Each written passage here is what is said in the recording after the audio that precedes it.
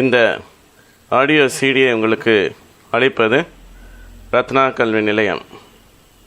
இந்த ஆடியோ சிடியை நீங்கள் மீண்டும் மீண்டும் பல தடவை போட்டு கேட்க வேண்டும். அப்பொழுதுதான் இந்த வாக்கியத்தினுடைய அமைப்பு மனதிலே நன்றாக பதியும். அப்படி பதிந்துவிட்டால் நீங்கள் அழகாக சொந்தமாக வாக்கியங்களை அமைக்கலாம். அடுத்து உள்ள தொடர்களை நாம் பார்க்கலாம். You are, you are not, you aren't.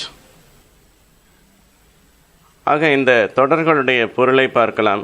You are என்று சொன்னால் நீ இருக்கிறாய் அல்லது நீங்கள் இருக்கிறீர்கள். யூ ஆர் நாட் என்று சொன்னால் நீங்கள் இருக்கவில்லை என்ற பொருளை அது தருகிறது. யூ ஆர் நாட் என்று சொன்னாலும் யூ ஆர்ன்ட் என்றாலும் பொருள் ஒன்றுதான். ஆக சுருக்கமாக ஆங்கிலத்திலே யூ ஆர்ன்ட் என்று நாம் சொல்லுகிறோம். யூ ஆர் அ பாய், நீ ஒரு பையன். யூ ஆர் பாய்ஸ், நீங்கள் பையன்கள். அதுபோல யூ ஆர் நாட் கேர்ள்ஸ், நீங்கள் சிறுமிகள் அல்ல என்ற பொருளை தருகிறது. அதுபோல யூ ஆர் டயர்டு, நீங்கள் சோர்வாக இருக்கிறீர்கள். இந்த யூ என்ற வார்த்தை ஒருவரையும் குறிக்கலாம், பல பேரையும் குறிக்கலாம். தமிழிலே நாம் நீ, நீங்கள், நீங்கள் அனைவரும் என்று சொல்லி நாம் சொல்லுகிறோம். நீ என்று சொன்னால் சாதாரணமாக ஒருவரை பார்த்து பேசுவதற்கு பயன்படுகிறது. நீங்கள் என்றால் மரியாதையுடன் ஒருவரை அழைக்க பயன்படுகிறது. அதுபோல் பல பேரை நாம் நீங்கள் என்று சொல்லி தான் சொல்லுகிறோம். ஆனால் ஆங்கிலத்தில் இவை அனைத்திற்கும் ஒரே ஒரு வார்த்தை யூ என்ற வார்த்தை தான் பயன்படுகிறது. அந்த யூ என்ற வார்த்தை நாம் மரியாதையோடு ஒருவரை கூப்பிட்டாலும் யூ தான் சொல்லுகிறோம். சாதாரண ஒருவரை கூப்பிட்டாலும் யூ என்று தான் சொல்லுகிறோம். பல பேரை கூப்பிட்டாலும் அதே யூ என்ற வார்த்தையை பயன்படுத்துகிறோம். ஆக சந்தர்ப்பத்துக்கு ஏற்றது போல இந்த யூ என்ற வார்த்தை ஒருவரையோ பல பேரையோ குறிக்கிறது. அடுத்த வாக்கியம், யூ ஆர் thirsty, நீங்கள் தாகமாக இருக்கிறீர்கள். யூ aren't hungry, நீங்கள் பசியாக இருக்கவில்லை. You are in the park, நீங்கள் பார்க்கிலே அதாவது பூங்காவிலே இருக்கிறீர்கள். All of you are in the park, நீங்கள் அனைவரும் பூங்காவில் இருக்கிறீர்கள் என்ற பொருளை தருகிறது. He is, she is, it is, he is not, she is not, it is not, he isn't, she isn't, it isn't. ஆக he is என்ற வார்த்தை இது பக்கம் 2 கொடுக்கப்பட்டிருக்கிறது. he is என்ற தொடர் அவன் இருக்கிறான் என்பதை குறிக்கும். she is என்றால் அவள் இருக்கிறாள். it is என்றால் அது இருக்கிறது. he is not என்றால் அவன் இருக்கவில்லை. she is not என்றால் அவள் இருக்கவில்லை என்ற பொருளை கொடுக்கிறது. it is not என்று சொன்னால் அது இருக்கவில்லை. இந்த he is not அவன் இருக்கவில்லை என்பதை சுருக்கமாக he isn't என்று சொல்லலாம். அதுபோல she is not என்பதை சுருக்கமாக she isn't, it is not என்பதை சுருக்கமாக it isn't என்று சொல்லலாம். பொருள் ஒன்றுதான். he is John என்று சொன்னால் அவன் ஜான், அவன்தான் ஜான் என்று பொருள். he is my brother, அவன் என்னுடைய சகோதரன். அதுபோல he is my friend என்று சொன்னால் அவன் என்னுடைய நண்பன் என்ற பொருளை தருகிறது. he is not my brother, he is my friend, அவன் என்னுடைய சகோதரன் அல்ல, அவன் என்னுடைய நண்பன். he is a doctor, அவன் ஒரு டாக்டராக இருக்கிறான். he is tall, அவன் உயரமாக இருக்கிறான். he is not in Bangalore, he is in Chennai, அவன் பெங்களூரில் இருக்கவில்லை, அவன் சென்னையில் இருக்கிறான். he is rich, அவன் பண வசதியுள்ளவன். ஆக ஒருவருடைய நிலையை சொல்வதற்கும் இப்படிப்பட்ட வாக்கியங்கள் பயன்படுகிறது.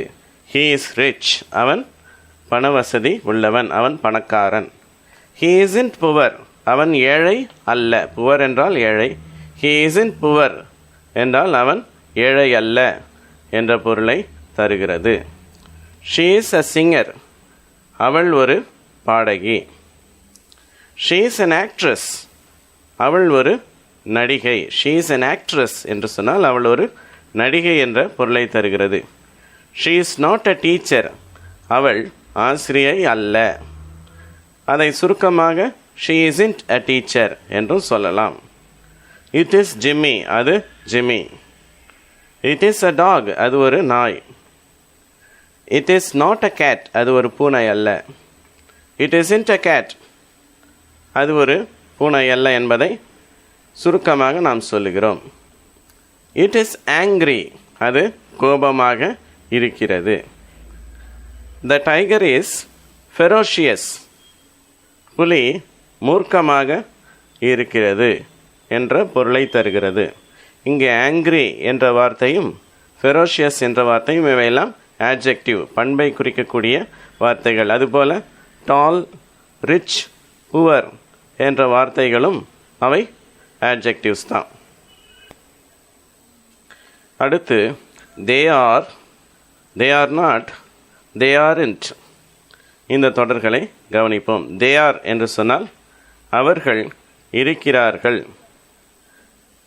தே ஆர் நாட் என்று சொன்னால் அவர்கள் இருக்கவில்லை. தே ஆர்ன்ட் என்று சொன்னால் அவர்கள் இருக்கவில்லை என்ற அதே பொருளைத்தான் தருகிறது. இங்கே தே என்பது அவர்கள் என்று சொல்லி மனிதரையும் குறிக்கும், அல்லது அவை என்ற பொருளையும் தரும். அவை என்று சொல்லி மிருகங்களையோ பறவைகளையோ அல்லது பொருட்களையோ கூட அது குறிக்கும். தே என்ற வார்த்தை எந்நேரமும் மனிதர்களை தான் குறிக்கும் என்று சொல்லி நாம் சொல்லிவிட முடியாது. They are tennis players. அவர்கள் டென்னிஸ் வீரர்கள்.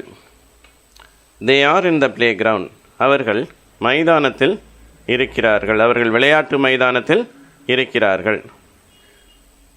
த tennis players are in the playground. டென்னிஸ் வீரர்கள் விளையாட்டு மைதானத்தில் இருக்கிறார்கள். All of them are in the playground. அவர்கள் அனைவரும் விளையாட்டு மைதானத்தில் இருக்கிறார்கள். நிறைய பேரை குறித்து சொல்ல வேண்டும் என்று சொன்னால், 2க்கு மேற்பட்டவர்கள் அங்கே இருந்தால் நாம் என்ன சொல்லுவோம்? ஆல் என்ற வார்த்தையை பயன்படுத்துகிறோம். All of them are in the playground. அவர்கள் அனைவரும் விளையாட்டு மைதானத்தில் இருக்கிறார்கள். 2 பேர் மாத்திரம் இருந்தால் நம்ம போத் என்ற வார்த்தையை பயன்படுத்துவோம். பல பேர் இருந்தால் ஆல், அனைவரும் என்று சொல்வதற்கு. போத் என்றால் இருவரும் என்று அர்த்தம். Both of them are in the playground. அவர்கள் இருவரும் விளையாட்டு மைதானத்தில் இருக்கிறார்கள்.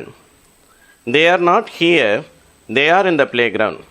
அவர்கள் இங்கே இருக்கவில்லை, அவர்கள் விளையாட்டு மைதானத்தில் இருக்கிறார்கள். They aren't here. அவர்கள் இங்கே இருக்கவில்லை. They aren't cricket players, they are tennis players. அவர்கள் கிரிக்கெட் வீரர்கள் அல்ல, அவர்கள் டென்னிஸ் வீரர்கள்.